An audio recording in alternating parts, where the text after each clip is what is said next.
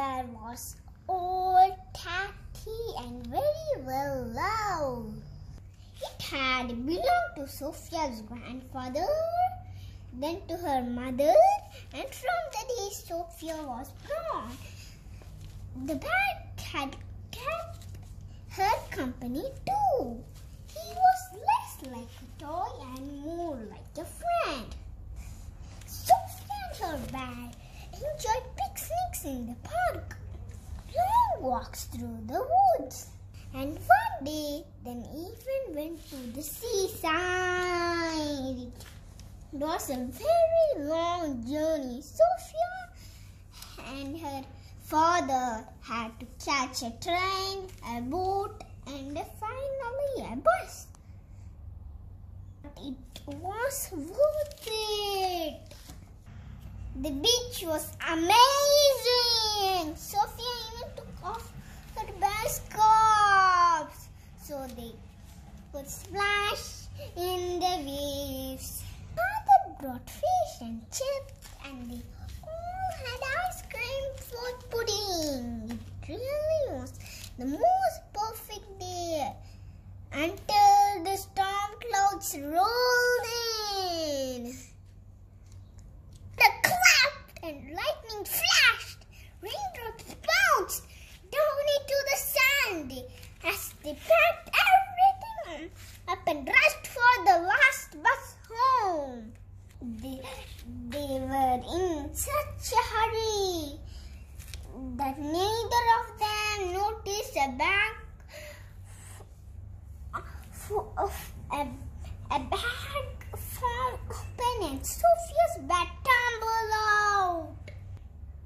After the storm had blown over, the bear sat alone on the wide empty beach, and nobody saw but the sea. After a while, a seagull flew down and picked careless at the bear.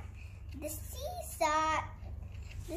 saw this and did not like it one little bit. The bear knew how sad the girl would be to have lost her bear, and so he decided to help her. As it took hold of the battered bear, it almost seemed to whisper, "I will take you home." Of course, when Sophia realized that her bear was missing, she was terribly upset.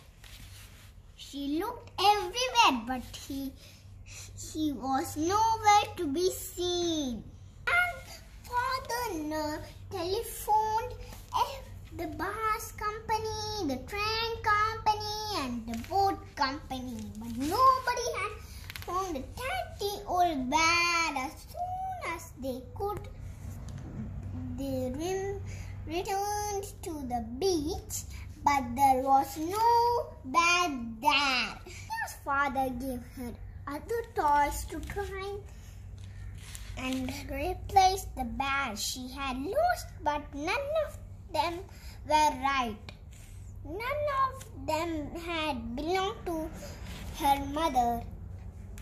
All that Sophia had left now was the bear's small scarf.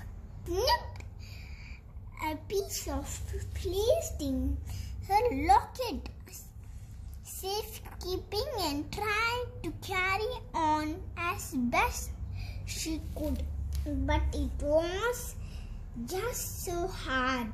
It's untrustably difficult to remember something when you have no idea who the owner is or where they live. But even so, the sea tried. It pushed the bear along through the water, held by shoals of shimmering fish, a whale, a dolphin, and even an octopus. And hitched a lift on a boat, and he was carried along by a seal. The sea always found the wheel to guide the bat through the water, but it was not an easy journey. When the wind grew across, sweeping the water into towering waves, the sea carried the bat to safety. When the waters grew too cold, the sea would wash the bat into land. And when with spring, the journey would begin again. He became concerned. It was all taking so long. It carried the bat on every beach and every dock and every harbor, but with no luck. So the search went on beyond the oceans, into the lakes and along rivers, which was how the bat came to the gentle drifting down the stream on one sunny afternoon. A young girl saw the bat floating in the shallow water and went to investigate. Curiously, she picked up and called to her grandma to tell her all about this exciting new find. Slowly, the old lady walked out of the house. Then she stopped and staring silently for a moment, then rushed forward to scoop up the bat. Sophia hung her back close for the first time in many years.